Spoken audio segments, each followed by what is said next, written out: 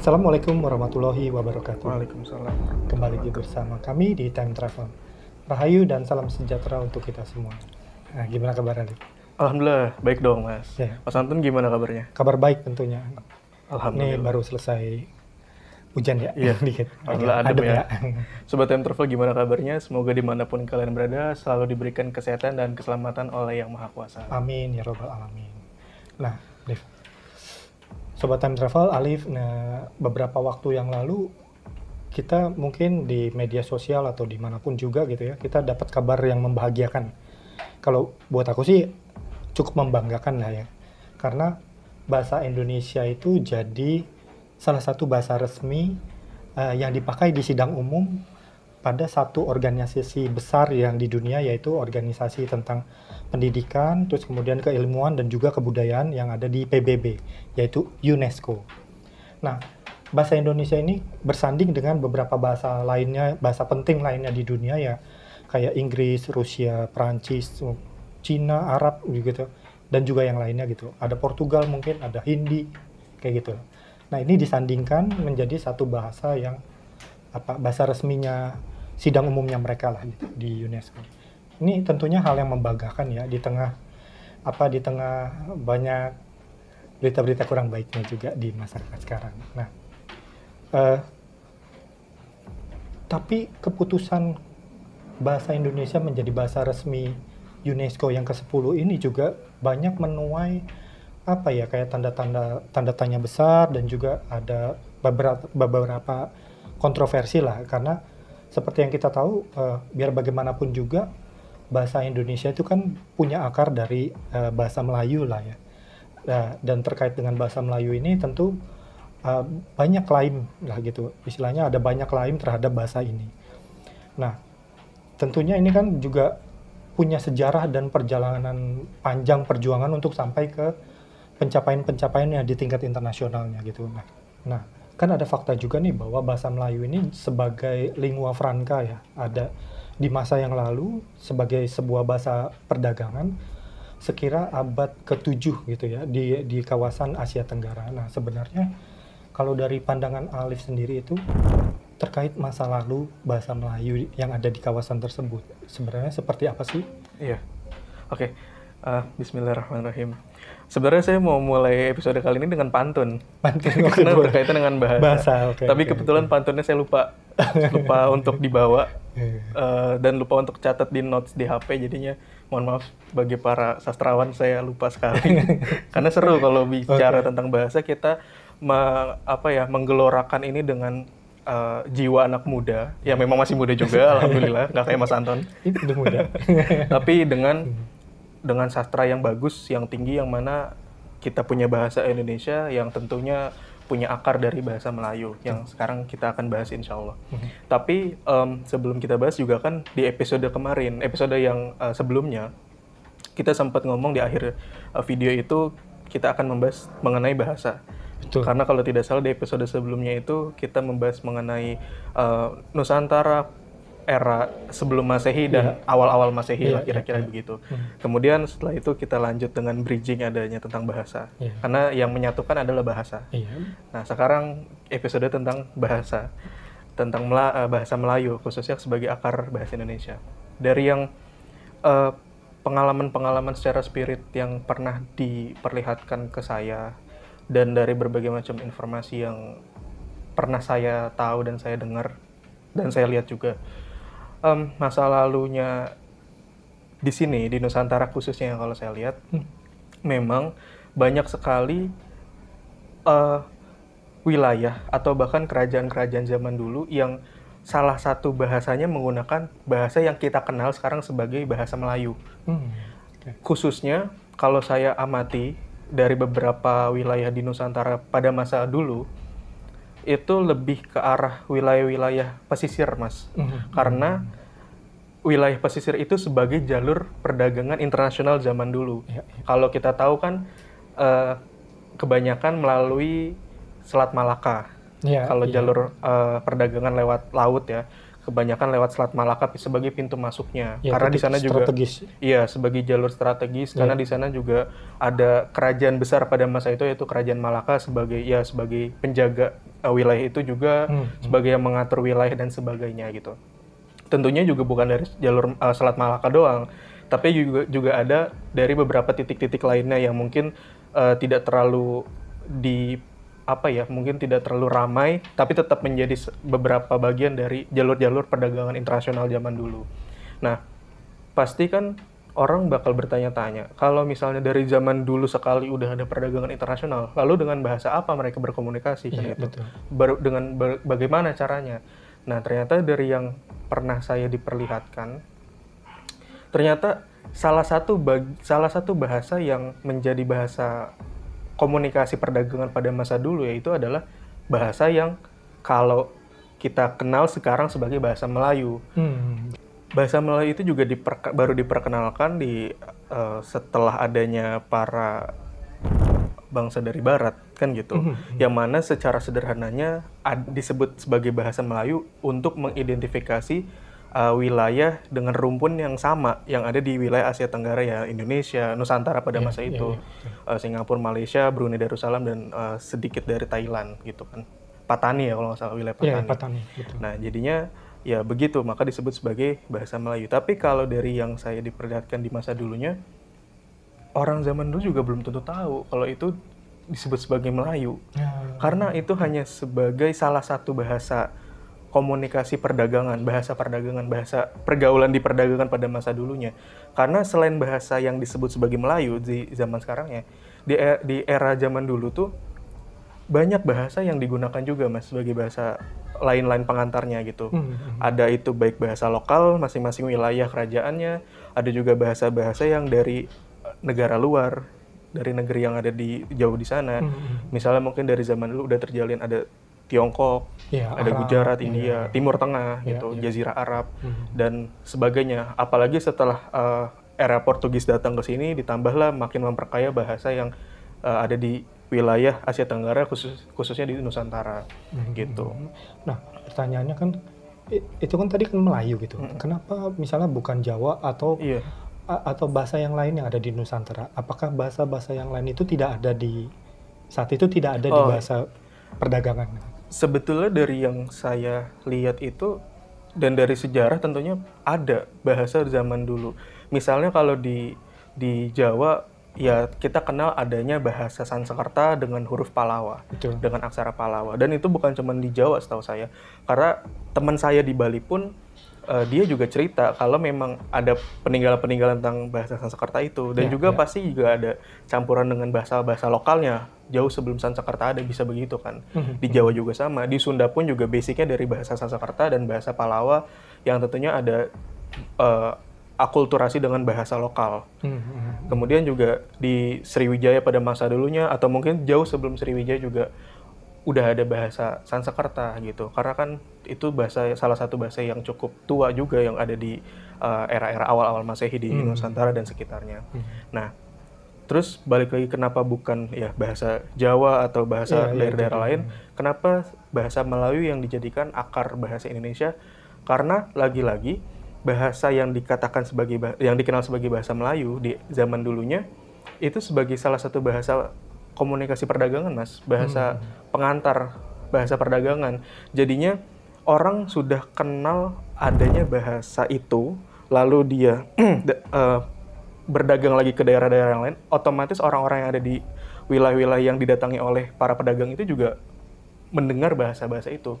Karena saya waktu diperlihatkan di zaman dulunya ada selintingan kata-kata yang bisa saya coba untuk terjemahi di zaman sekarang.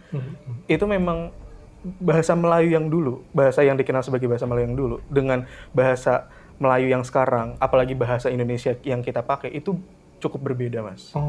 Cukup berbeda. Walaupun ada 1, 2, 3 kata, beberapa kata yang mirip-mirip, tapi secara keseluruhannya itu cukup berbeda. Apalagi dari yang saya ketahui juga, di masa lalu itu bahasa tersebut bercampur dengan dialek-dialek lokal. Gitu. Misalnya dari wilayah pesisir, itu para pedagang dari arah Selat Malaka misalnya, terus berlabuh misalnya di wilayah yang sekarang jadi Jawa Tengah atau Jawa Timur. Terus akhirnya perdagangan itu terjadi di wilayah tersebut. Lalu semakin lama semakin masuk ke dalam wilayah yang lebih tengah lagi, otomatis kan bahasanya juga nggak pure bahasa yang dibawa oleh para pedagang, tapi juga bercampur dengan bahasa lokal, otomatis dengan dialek lokal. Jadi semakin memperkaya bahasa dan kata-kata yang ada pada masa itu, gitu. Jadi emang agak rumit sih, ya? Karena sejarahnya sangat panjang, tapi menarik kalau untuk dibahas. Nah, ini satu lagi kayak gini, Lip. Ini kan aku nggak tahu ya, apa yang dibayangan orang, apa di rumpun Melayu yang ada di sekitaran Asia Tenggara gitu ya. Apakah bayangannya mereka itu sama dengan bayangan orang Indonesia tentang bahasa Melayu? Karena kalau misalnya di negeri kita sendiri, di saat ini gitu ya kan, kita kan taunya kan kalau bahasa Melayu itu kan cuma jadi salah satu bahasa yang daerah gitu ya, bukan bahasa yang istilahnya resmi yang bahasa pemersatunya lah gitu. Gitu. Nah, sebenarnya tuh bayangannya sama atau nggak sih gitu di masa lalu itu? Nah, kalau ditanya sama atau beda dengan apa yang kita lihat di zaman sekarang tentang bahasa Melayu, tentunya beda, Mas. Karena di masa dulu, bahasa yang kita kenal sebagai bahasa Melayu itu juga hanya sebatas salah satu bahasa komunikasi perdagangan yang ada di masa itu, gitu. Jadi nggak semuanya di Nusantara atau di Asia Tenggara itu pakai bahasa Melayu, enggak. Justru yang menarik adalah ketika saya diperlihatkan di masa dulu itu, terutama di wilayah beberapa wilayah di Nusantara, baik itu di Pulau Jawa, beberapa di Sumatera, terus juga ada di wilayah-wilayah yang lebih ke arah timur gitu. Lebih dominan justru bahasa lokal. Gitu. Makanya tadi saya bilang, uniknya di zaman dulu ya, sebelum adanya para orang-orang dari barat itu datang, kebanyakan menggunakan bahasa yang dikenal sebagai Melayu itu kebanyakan ya, itu adanya di pesisir aja sebagai lokasi perdagangan itu yang lebih dekat dengan laut gitu. Selebihnya lebih dominan bahasa lokal gitu. Tapi tentunya setelah itu kan akan ada cerita lagi setelah masa-masa berikutnya gitu. Karena di bayanganku tuh kan kalau orang menyebut misalnya bahasa Melayu sebagai lingua franca, jadi kan kesana bahasanya keren ya, lingua franca. Tadinya tuh aku pikir bahasa Melayu itu memang bahasa resmi yang ada di kawasan apa ya, katakanlah Asia Tenggara lah gitu. Aku pikirnya begitu karena keren nih lingua franca gitu kan, kesana jadi oh ini resmi nih mungkin gitu. Jadi aku nggak tahu kalau misalnya di situ juga ternyata ada bahasa yang lain juga gitu. Nah, terkait misalnya dengan ini ya, kayak seberapa jauh sih misalnya bahasa Indonesia yang sekarang itu berbeza dengan bahasa Melayu yang orang katakan gitu. Seberapa jauh bahasa Indonesia yang sekarang ini dengan bahasa Melayu yang Alif dengar di masa itu. Seberapa sama dan berbedanya? Pertama, mungkin tentang lingua franca. Lingua franca yang saya ketahui kan sederhananya punya makna sebagai bahasa pergaulan kan. Betul. Sebagai bahasa pengantar. Artinya kalau menurut saya pribadi, kalau cuma sebatas bahasa pergaulan dan bahasa pengantar, sama seperti bahasa Inggris, bahasa lokalnya ada, bahasa nasionalnya. Tentunya di masa dulu yang saya dengar, yang saya diperlihatkan, bahasa yang kita kenal sebagai bahasa Melayu di era sekarang, zaman dulunya pertama juga orang belum tentu tahu itu namanya bahasa Melayu. Ya itu alamiah aja karena udah terjadi komunikasi itu. Kemudian bukan sebagai bahasa resmi yang tadi. Itu sebagai salah satu poin utama.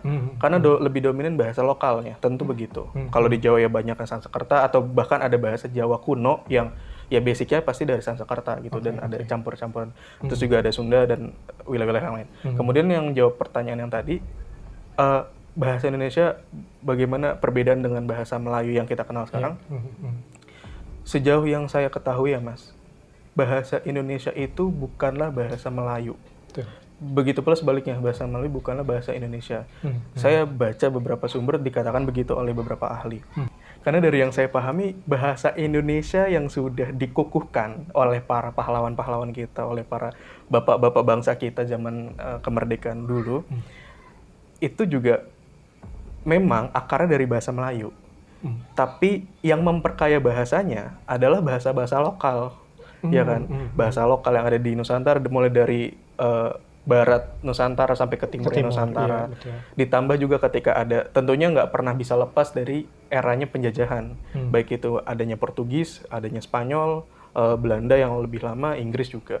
Otomatis juga bercampur. Dan tentunya ada dari negara-negara yang memang sudah menjalin hubungan dengan berbagai macam kerajaan di Nusantara yang lebih jauh lagi dari bangsa Eropa, yaitu ya ada Gujarat, ada Tionghoa yang tadi, ada juga dari Timur Tengah gitu.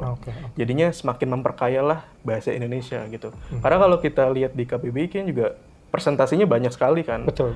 Baik bahasa lokalnya, terus juga bahasa serapan dari luarnya, tapi akarnya dari Melayu. Jadi dikatakan bahasa Indonesia adalah Melayu bukan. Udah sangat jauh berbeda ya berarti. Iya, jauh gitu. Gitu. Nah, terkait juga dengan misalnya bahasa ini ya, bahasa Melayu ya gitu. Kan aku melihat ya ada satu referensi yang bilang bahwa bahasa itu tidak sama dengan aksara. Iya. Ya kan? Karena di situ itu di Melayu itu ada bahasa Melayu yang ditulis dengan aksara Jawi ya gitu ya kan gitu. Nah, bagaimana Alif menjelaskan fenomena yang kayak begini di masa lalu? Oke, bahasa itu kan sebagai tutur ya. Betul. Tapi aksara sebagai tulisan. Itu yang saya pahami. Betul. Kalau kita bicara tentang bahasa Melayu di era sekarang, sejarahnya ada tentang bagian dari bahasa Melayu ada beberapa aksara, ada huruf, yaitu ada Jawi. Kalau di sini ada pegon, ya kan? Kalau Jawi, sejauh yang saya pahami, adalah bahasa Melayu yang ditulis dengan huruf Arab. Betul. Walaupun ditulis dengan huruf Arab, tapi berbeda dengan huruf hijaiyah yang sepenuhnya, karena ada beberapa modifikasi menyesuaikan dengan pada masa itu bagaimana gitu. Tapi dibaca dengan Melayu, gitu. Misalnya ada kata misal, itu kayak tadi ada kata misal, ada mim, ada sa, ada la gitu kan. Dan ada kata-kata yang lainnya. Itu banyak naskah-naskah kunonya yang bisa teman-teman semua lihat di internet. Aksara Jawi ya berarti. Jawi. Betul. Kemudian ada pegon. Nah, pegon ini dari yang saya pahami adalah bahasa lokal, misalnya khususnya Jawa, Sunda, Madura, tapi ditulis dengan huruf Arab. Jadi huruf Arab tapi bacanya dengan bahasa Jawa, bahasa Sunda, atau bahasa Madura. Mungkin sejarahnya panjang, tapi dari yang saya ketahui itu dua hal yang mirip tapi tak sama gitu. Kurang lebih begitu. Karena kalau yang sana lebih ke arah bahasa Melayunya, kalau di sini lebih ke arah bahasa lokal di Pulau Jawanya gitu, Jawa, Sunda, dan Madura. Dan semua itu nggak pernah bisa lepas dari adanya adanya bangsa dari luar, akhirnya masuk menjadi budaya di sini, menjadi bercampur dengan budaya kan gitu. Kalau Arab ya udah pasti dari unsur Islam. Jauh sebelum itu ada Sanskerta, adanya unsur Hindu dan Buddha juga, mungkin begitu. Hal kayak gitu. Aksara Jawinya itu ada kaitan dengan bangsa Jawa yang kita kenal sekarang nggak? Nah, ini menarik Mas. Karena gini, Jawi yang saya pernah belajar, ternyata yang dimaksud Jawi itu bukan tentang Melayunya. Bukan hanya sebatas suku Melayu secara spesifik lokal, misalnya di suatu wilayah tertentu aja, enggak. Tapi Jawi dari kata Jawiyah. Jawiyah itu punya makna yang lebih ke, ada satu kawasan besar yang menunjukkan bahwa itu kayak satu rumpun yang sangat besar gitu ibaratnya. Dan itu maksudnya Nusantara. Karena orang-orang Timur Tengah, khususnya Jazirah Arab pada waktu itu melihatnya Jawa yang paling, istilahnya paling terang, paling bersinar. Mungkin secara spirit juga gitu. Jadinya dikenalnya sebagai Jawinya. Tapi untuk menyebutkan seluruh kawasan Nusantara dan sebagian Asia Tenggara sebetulnya. Tidak merujuk ke satu pulau aja atau suku aja berarti ya. Tapi karena ada histori yang sangat panjang di mana dari jalur perdagangan besar internasional itu salah satunya harus melewati pintu masuk ke Selat Malaka pada masa-masa abad ke-12 atau abad ke-13, saya agak lupa tepatnya. Di situ ada satu kesultanan sebetulnya, bentuknya kesultanan yang besar, yang pada masa itu disegani oleh kawan maupun lawannya. Karena adanya perdagangan internasional itu, akhirnya banyak pihak dari luar negeri maupun yang ada di wilayah Nusantara zaman dulunya menggunakan yang bahasa pengantar itu. Ya, akhirnya tersebarlah kemana-mana setelah itu. Gitu. Karena wilayahnya yang strategis. Betul. Dan juga ada satu kerajaan besar di situ jadi berdampak ke kawasan ya. Betul Mas, jadi ketika ada satu kawasan atau satu kerajaan yang besar di wilayah yang strategis, biasanya punya efek yang positif tentunya, baik dari bahasa, ya komunikasi, dari segi perdagangan, ekonomi, bahkan kadang-kadang sampai ke sisi budayanya. Aku tuh jadi kayak menganggap itu bahasa Melayu di zaman dulu itu jadi kayak apa ya, platform kali ya gitu ya, bagi fondasi yang kuat bagi bahasa Indonesia yang di kemudian hari itu ada pengembangannya, ada penyempurnaannya. Itu jadi kayak kalau menyandingkan dengan bahasa zaman sekarang mungkin kayak platformnya gitu ya, yang memungkinkan itu ada pengembangan, penyempurnaan kayak gitu kali ya. Gitu. Kalau bisa dibilang platform mungkin iya, tapi kalau saya pribadi saya lebih tidak ingin menggunakan bahasa platform karena platform seakan-akan suatu saat akan bisa digantikan, atau bisa dihapus, bisa hilang, intinya gitu. Kalau platform kan yang kita pahami dewasa ini begitu. Tapi kalau saya lebih ke bahasa Indonesia sebagai jati diri bangsa itu dijelas. Maka tertuang dalam Sumpah Pemuda kan gitu. Para bapak-bapak bangsa kita, para pejuang-pejuang kita di masa kemerdekaan maupun lebih dulu lagi di kerajaan-kerajaan di Nusantara, yaitu memperjuangkan bahasa yang ada di sini. Walaupun ya basicnya akarnya dari bahasa Melayu, tapi diperkaya dengan berbagai macam bahasa yang ada di lokal di Nusantara maupun serapan dari bahasa luar gitu. Keren banget ya, founding father kita ya. Terus gini mas, visioner banget. Betul, ya kita punya bahasa sebagai jati diri bangsa. Betul. Para pendiri bangsa maupun para leluhur-leluhur sebelumnya itu kan memikirkan betul, terutama ketika sudah menjadi terbentuk adanya NKRI pada masa itu, walaupun masih banyak gonjang-ganjing di daerah kemerdekaan. Tapi beliau-beliau itu kan memikirkan betul ya, tadi Mas Anton bilang visioner. Cuman dari sisi bahasa, sebagai bahasa persatuan itu dipikirkan. Kenapa kok misalnya mungkin ada yang bertanya kenapa nggak bahasa Jawa, karena Jawa terbesar sebagai salah satu pusat peradaban di Nusantara salah satunya. Terus kenapa nggak bahasa Sunda atau bahasa yang di timur misalnya? Iya, di wilayah Indonesia bagian timur gitu. Kenapa nggak gitu? Ya dari yang saya ketahui karena Indonesia sebagai persatuan, jadi supaya nggak ada iri-irian gitu. Lagi pula mungkin pada masa pencetusannya nggak ada pikiran begitu kali. Jadi karena udah jadi kebiasaan. Dalam bahasaku tuh jadi kayak bahasa yang setara. Jadi ketika ada bahasa Indonesia itu, padahal kan tuh zaman itu kan belum ada negeri Indonesia, negara Indonesia itu belum ada. Belum resmi. Masih berupa gagasan-gagasan segala macam. Nah, kenapa kelihatan visioner? Karena bahasa Indonesia itu tampil sebagai bahasa yang setara, bahasa yang istilahnya ya benar jati diri bangsa kita sendiri juga, karena pilar-pilar kita itu dibangun dari itu juga, ternyata dari bahasa juga gitu. Dan Sumpah Pemuda di tahun 1928 itu jadi kayak apa ya, pernyataan politis gitu kali ya, politis tentang bahwa kita mengakui ada tanah air yang satu, terus kemudian ada bangsa yang satu, dan kemudian juga menjunjung bahasa yang satu, bahasa Indonesia. Nah, itu yang aku pikir nih keren nih.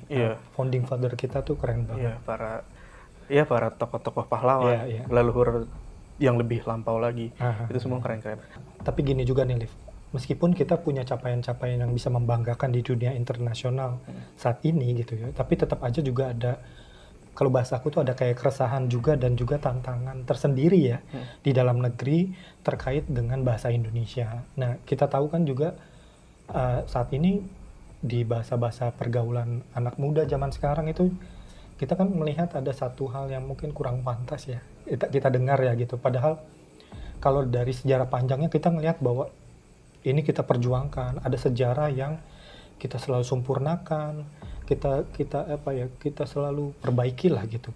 Tapi kan jadi miris ya aku mendengarnya ketika misalnya di masa sekarang kan apa yang sudah diperjuangkan oleh para founding father kita itu kan baik ya adanya.